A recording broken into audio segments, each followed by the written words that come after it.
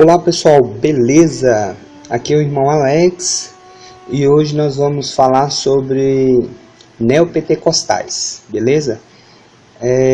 As igrejas neopentecostais, no estudo aqui é a Comunidade Evangélica, Igreja Universal do Reino de Deus, Igreja Internacional da Graça de Deus e Renascer em Cristo, beleza? Tem uma introduçãozinha aqui, vamos ver então. O neopentecostais.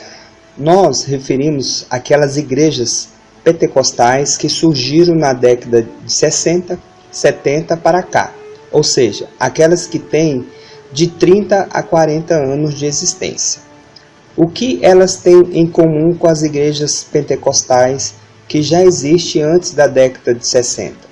Por exemplo, a Assembleia de Deus e o Evangelho Quadrangular. É que acreditam, primeiro, na doutrina do batismo com o Espírito Santo como algo que se adquire após a convenção e que é evidenciado pelo falar em línguas estranhas. Segundo, em novas relações do Espírito Santo para os dias de hoje. Há outras coisas em comum, mas essas duas são as mais notórias, visto que as igrejas neopentecostais são igrejas relativamente novas, não possuem um corpo definido de doutrinas. Diante disso, essas igrejas abriram as portas para crenças populares, crenças que invadiram o povo evangélico de uma maneira geral e de que foram tomadas como certas, sem qualquer reflexão. Ora, quando não temos ou deixamos de definir a doutrina, qualquer coisa serve, e quando se percebe, já foram abraçadas muitas heresias. Como diz um antigo ditado, quando não se sabe para onde vai, qualquer caminho serve. O fato é que as igrejas neopentecostais têm sido um campo fértil para a semeadura de ensinos heréticos. E é o que é pior, esses ensinos acabaram se tornando doutrinas dessas igrejas. Basta ver o exemplo, as 4 igrejas neopentecostais que passaremos a estudar: Comunidade Evangélica, Igreja Universal do Reino de Deus, Igreja Internacional da Graça de Deus e Renascer em Cristo. Essas igrejas têm lideranças diferentes, são denominações distintas, porém compartilham de muitas doutrinas semelhantes. Por isso, não seria errado dizer que há um mesmo sistema doutrinário sendo seguido pelas igrejas neopentecostais. Veremos isso no decorrer de nosso estudo. Por fim, tenho notado que a aceitação desses ensinos se deve basicamente a 4 razões. Primeira, a superstição muito comum entre os brasileiros. Tem crente que ri quando alguém diz que não passa abaixo de escada, porque isso dá azar. Mas esse mesmo crente muitas vezes acha que um menino vai ser amaldiçoado só porque a mãe disse que ele é danado. Também há crentes que pegam ônibus para ir à igreja tal e pegam uma garrafa de água, crendo que se beber da água dessa garrafinha, sua vida vai melhorar. Em um livreto chamado Bênção e Maldição, do pastor Jorge Linhares, ele diz que não se deve dar o nome de Cláudio a um filho. Sabe qual a razão? Cláudio significa coxo. E se dermos esse nome, estaremos traindo uma maldição para o menino. Se essas coisas não são superstição, são o quê? Segundo, a lógica humana obscurecida pelo pecado. Muitas igrejas estão fazendo a obra de Deus como uma mentalidade mundana. Basta ver os pastores que estão usando todo tipo de recurso de marketing para encher seus templos. Certo pastor neopentecostal de Taguatinga escreveu em um boletim de sua denominação que sua igreja deveria ser luxuosa e grande como o shopping, pois as pessoas gostam de ir aos shoppings. Esse pastor quer encher a sua igreja de crente ou de pessoas que gostam de luxo e de beleza, do edifício em que estamos reunidos? Queremos atrair o ímpio com aquilo que lhe agrada. Por que não distribuímos pornografia na porta do templo? Ou servimos cerveja para os visitantes nos bancos das igrejas? Agindo assim, como aquele pastor, estaremos pensando como os não crentes, além de ignorarmos completamente a ação do Espírito Santo, que é o verdadeiro responsável pela conversão de alguém.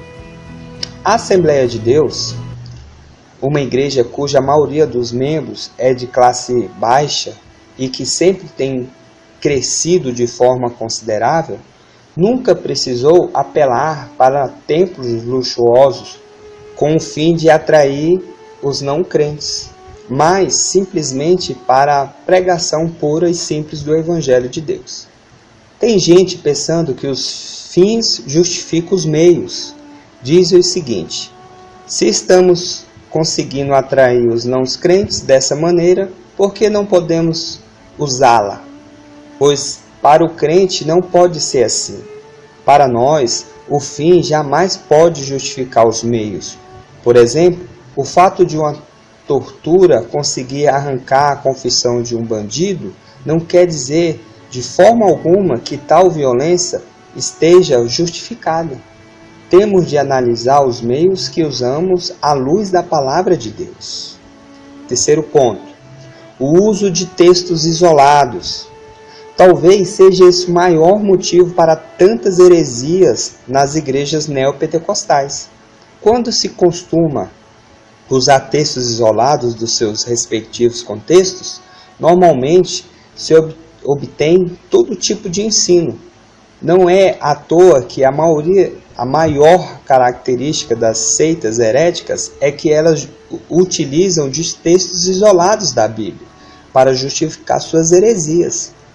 Na verdade, não somente os neopentecostais, mas também os crentes em geral, dificilmente estão preocupados com o contexto de qualquer trecho da Bíblia.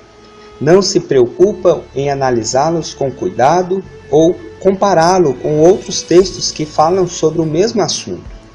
Um exemplo disso pode ser visto no uso que se faz em Marcos, capítulo 11, versículo 22 ao 24.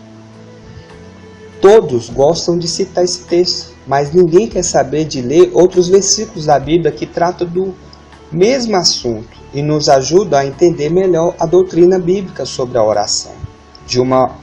Dê uma olhada em Tiago 4, capítulo 4, versículo 3. Em 1 João, capítulo 5, versículo 14. Quarto ponto: uma inversão de valores.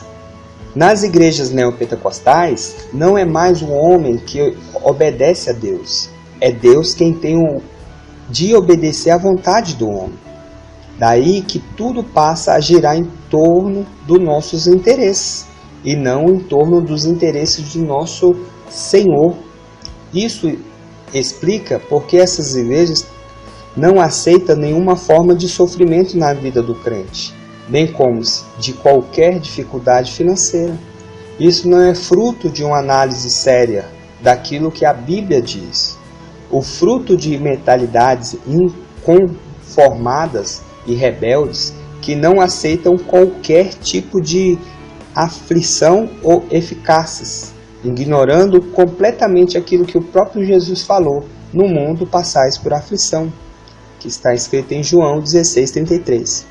Você verá como essas 4 razões aparecerão constantemente quando estaremos estudando as igrejas neopentecostais. Passaremos agora a um breve histórico sobre cada uma delas.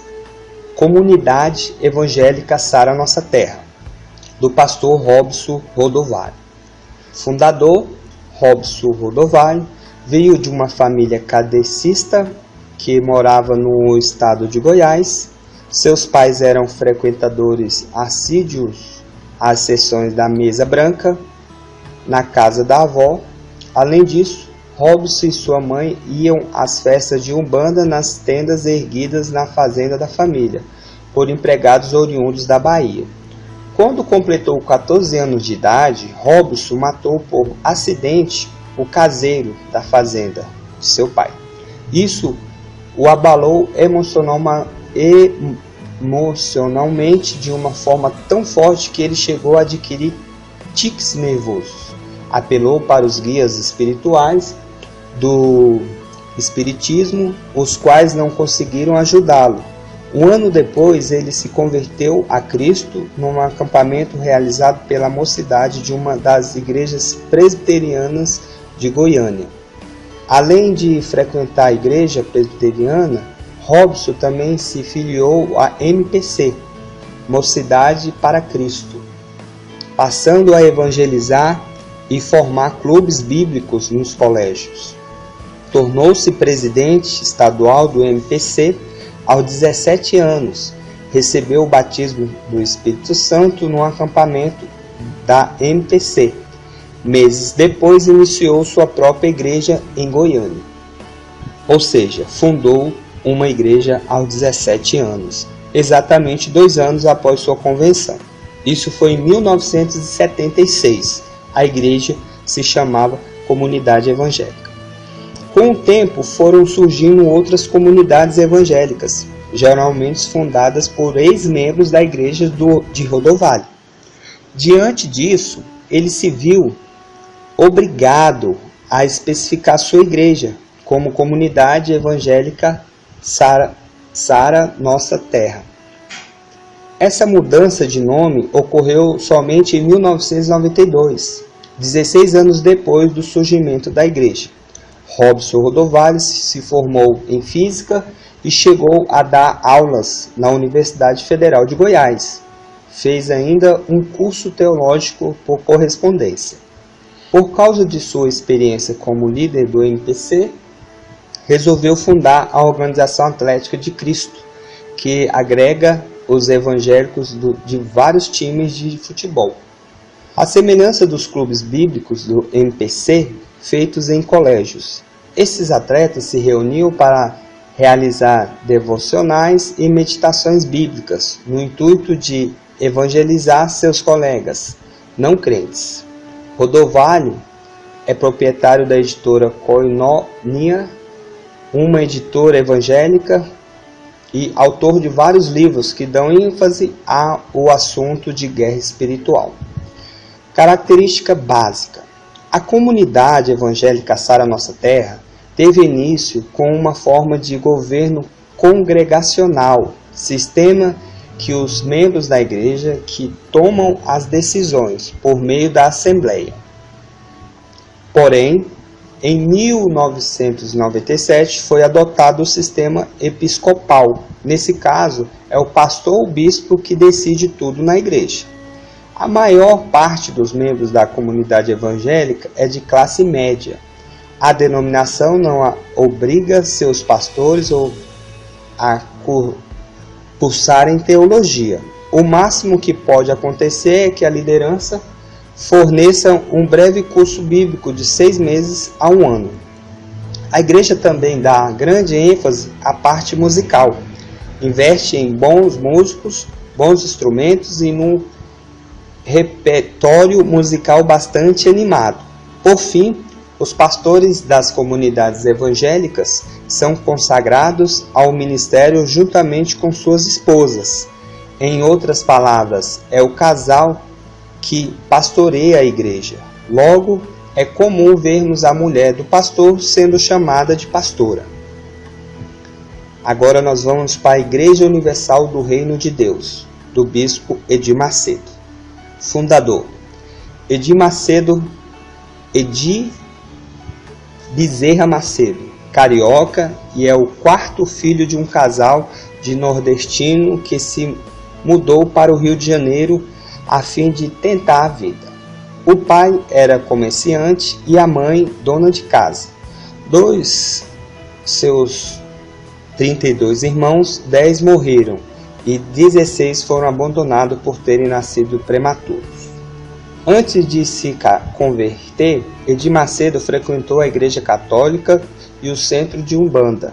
Foi somente com 18 anos de idade que ele aceitou a Cristo como único Salvador. Isso se deu na Igreja Pentecostal de Nova Vida, pela influência de sua irmã, que foram curadas de bronquite asmática nessa denominação. Ele permaneceu como membro da Igreja de Nova Vida durante 12 anos, até completar os seus 30 anos de idade. Nesse período, frequentou a Universidade Federal de Fluminense, cursando matemática, e a Escola Nacional de Ciência e Estatística, onde cursou estatística.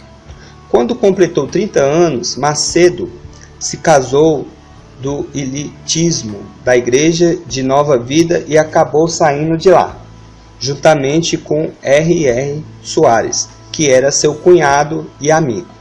Passeando por algumas igrejas pentecostais, os dois foram consagrados pastores na Casa da Bênção, mesmo sem qualquer formação teológica, pelo missionário Cecílio Carvalho Fernandes. De lá, a dupla fundou, juntamente com um grupo de amigos, a Cruzada do Caminho Eterno, uma igreja pentecostal caracterizada por uma evangelização bastante agressiva entre as pessoas mais pobres. Isso foi em 1975.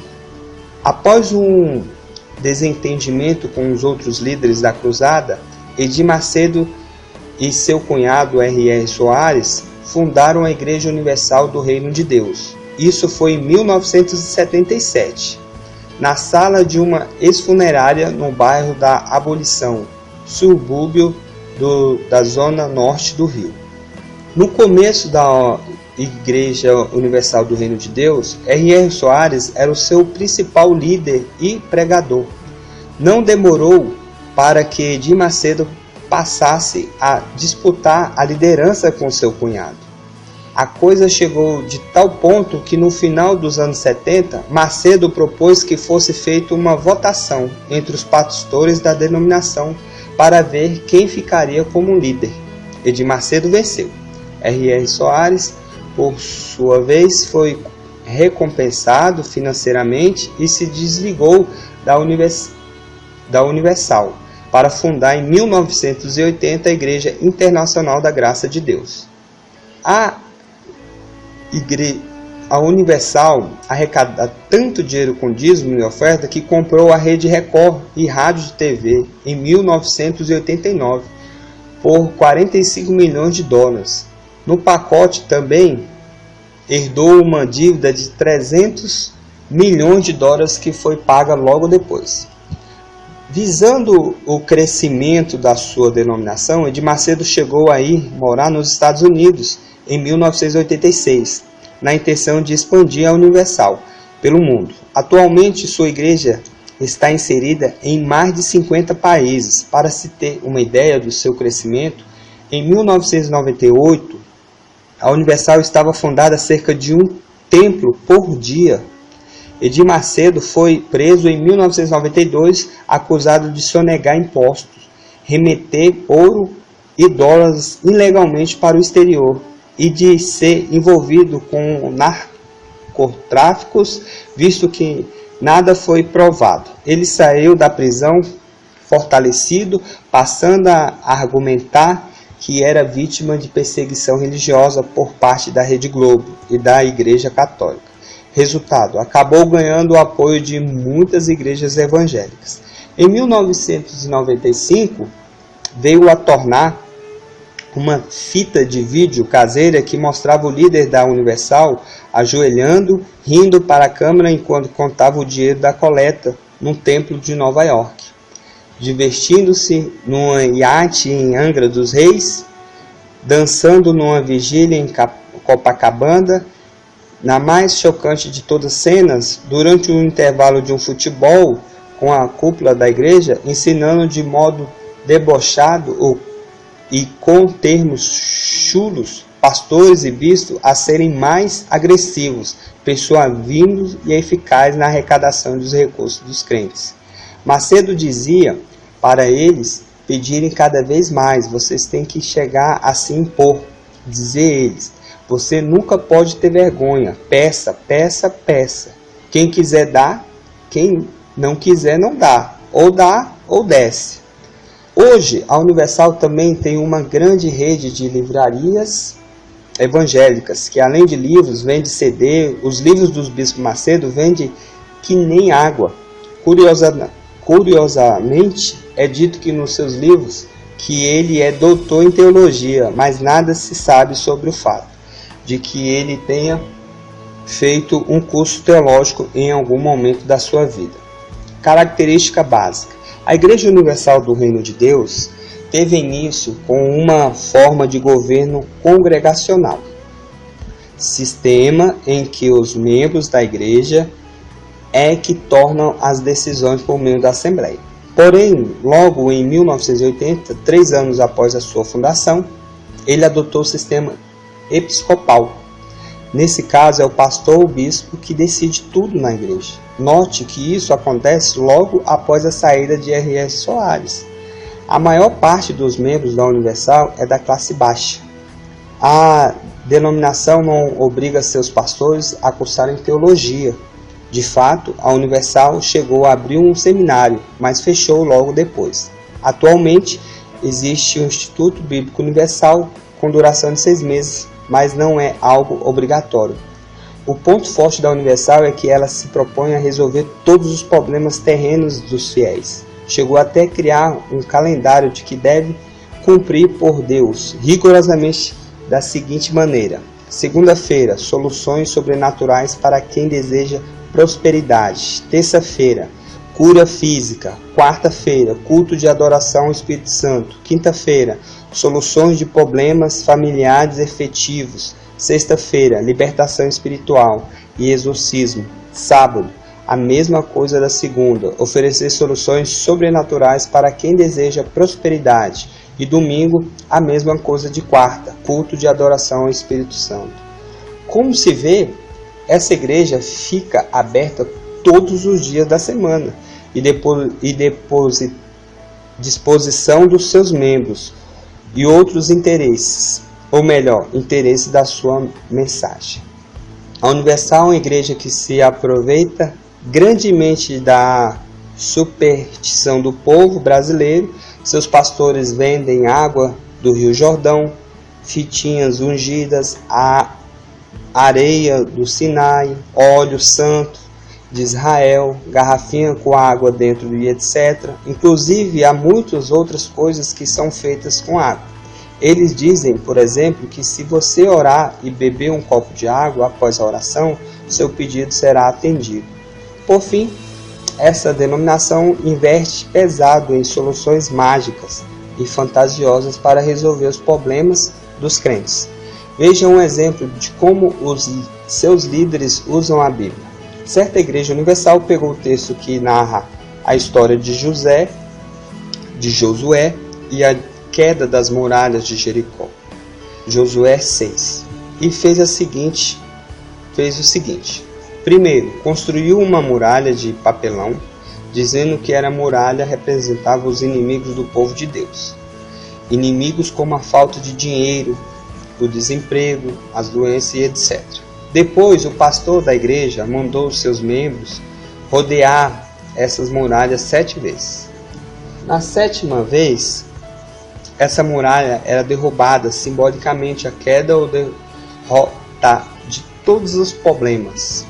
Em outras palavras, eles representavam ou fazem uma encenação dos textos bíblicos, como se a igreja fosse um teatro. Além de interpretar esses textos de uma forma altamente figurada, preciso dizer mais? Igreja Internacional da Graça de Deus, do missionário R.R. Soares, fundador. Romildo Ribeiro Soares nasceu nos Estados do Espírito Santo em 1948 e se converteu aos 6 anos num culto presbiteriano. Logo em seguida começou a frequentar a Igreja Batista, na qual permaneceu até os 16 anos, quando mudou-se para o Rio de Janeiro, onde ficou afastado do Evangelho por 4 anos ou seja, até os seus 20 anos de idade. Quando voltou a ser crente, em 1968, passou a frequentar a Igreja Nova Vida, denominação onde se casou e permaneceu como membro. Inclusive, a sua esposa é irmã do Edir Macedo. Por isso mesmo, os dois passaram a ser grandes amigos. Ficaram tão unidos que saíram da Nova Vida juntos, foram consagrados pastores na Casa da Bênção, fundaram a Cruzada do Caminho Eterno e em 1977 fundaram a Universal, do Reino de Deus. Por fim, se separaram. Nos anos 70, R.R. Soares fundou sua própria denominação, a Igreja Internacional da Graça de Deus, em 1980. A semelhança de Edir Macedo e R.R. Soares também não tem formação teológica, contudo ele tem curso superior, em bacharel em Direito pela Universidade Gama Filho, no Rio de Janeiro. Características básicas. A Igreja Internacional da Graça de Deus se parece muito com a Universal, nada mais natural. Se consideramos o R.R. Soares, foi um dos fundadores da Universal, note as semelhanças entre elas. Ambas adotam uma agenda semanal, abrindo suas portas diariamente aos membros e visitantes que se interessam por sua mensagem. Ambos pregam curas, exorcismo e prosperidades. Ambos utilizam bastante a TV e possuem pastores jovens com pouco preparo teológico. Na verdade, os pastores da Igreja Internacional recebem um curso bíblico de 12 meses. A diferença fundamental entre a Igreja Internacional e a Universal é que a Universal é bem mais agressiva em suas mensagens. Já a do R.R. Soares é bastante tímida, limitando-se a enfatizar especialmente o dom de cura, e seu fundador, de fato, o R.R. Soares, se apresenta como um especialista em cura, dores de ouvidos, reumatismo, caroços invisíveis, enfim, tudo aquilo que não se pode verificar com facilidade. O fato de a Igreja Internacional ser mais tímida em sua mensagem não significa que ela crê menos na teologia da prosperidade do que a Universal. Pelo contrário, R.R. Soares defende veementemente que o crente verdadeiro não pode ficar doente. Caso fique, é porque não está sabendo como fazer o uso de sua fé. Além disso, essa igreja dá grande ênfase ao recolhimento de dízimos e de ofertas, como faz a Universal. E por último, a Igreja Renascer em Cristo, do casal Estevão e Sônia Hernandes, fundador. Antes de se tornar um dos fundadores da Igreja Renascer, Estevão Hernandes foi gerente de marketing de Xerox do Brasil e da Itautec. Sua esposa Sônia Hernandes era proprietária de Boutique La Belle Femme. Estevão é de família espanhola. Ele se converteu em igreja pentecostal e passou por várias delas antes de fundar a sua. Só para se ter uma ideia, ele ingressou aos 20 anos na Igreja Pentecostal da Bíblia do Brasil, depois frequentou a Igreja Cristo Salva e a Igreja Evangélica Independente de Vila Mariana. Foi dessas igrejas que ele tirou a ênfase na música gospel como um recurso evangelístico. A família de Sônia frequentava a Igreja Presbiteriana Independente. Inclusive, seu pai era presbítero nessa denominação. Sônia aceitou Jesus com 5 anos de idade e diz ter recebido o batismo com o Espírito Santo aos 12, passando a se interessar pelas igrejas de linha pentecostal. Em 1986, o casal Estevão e Sônia Hernandes, juntamente com um grupo de crentes de classe média, funda os Trabalhos da Renascer, cujo público-alvo são jovens, empresários e profissionais liberais, com os médicos e advogados. Note que nenhum dos dois tinham ou tem até hoje qualquer preparo teológico obtido em uma instituição reconhecida. A Igreja Renascer tem uma característica bastante peculiar. Seus líderes não têm nenhuma espécie de constrangimento em exibir o patrimônio e os benefícios que conseguiram com o dinheiro da igreja. Só para se ter uma ideia, a Igreja Renascer detém a patente da marca Gospel no Brasil, possui rádios, emissoras de TV, UHF e dono da produtora RGC e a editora Renascer, dona do Instituto Renascer de Ensino dos Direitos referente ao cartão Gospel Bradesco, Visa e das livrarias Point Gospel, que são instaladas em cada templo da denominação. Como se não bastasse, também possui uma gravadora e uma casa noturna. Tudo é conseguido de lucro por essas empresas, vai para a mão do casal, com exceção e, é claro, dos gastos com pessoal e material de trabalho. São tantas coisas que foi necessário criar a Fundação Renascer em 1990 para administrar a denominação. Como eu disse há pouco, seus líderes não têm nenhuma espécie de constrangimento em exibir o patrimônio e os benefícios que conseguiram com o dinheiro da igreja. No ano de 2001, o casal Hernandes realizou o casamento de uma filha em sua mansão. Foi um mega evento que contou com um buffet caríssimo, além de diversas personalidades da política paulista. As mulheres da família Hernandes saíram em diversas fotos de diversas revistas populares, com roupas esplendorosas, bastante caras. Também foi vinculado pela imprensa que Estevão Hernandes muda a placa de seu carro todos os anos, colocando nelas as iniciais de seu nome, juntamente com a sua idade. No ano de 2002, estourou um escândalo. A revista Época publicou em 2 edições seguidas várias evidências de falcatrua do casal, as quais delas: primeira, toda vez que o casal tem de preencher alguns documentos de cadastro, apresenta o endereço de onde moravam há 6 a mais anos atrás. O casal coloca os próprios membros das suas igrejas para serem os filiados dos locais que alugam como templos de denominações. Terceiro, há membros que são convertidos pela liderança da denominação a abrir contas bancárias em seu nome, no nome do membro, mas cujos talões de cheques são usados pela Igreja Renascer e não por eles mesmos. Todos os bens que o casal possuía, inclusive os carros, são colocados em nome dos seus inúmeros parentes. Não há nada no nome deles. O casal adquiriu uma fazenda gigantesca no interior de São Paulo e uma mansão e um condomínio caríssimo no exterior, e por aí vai.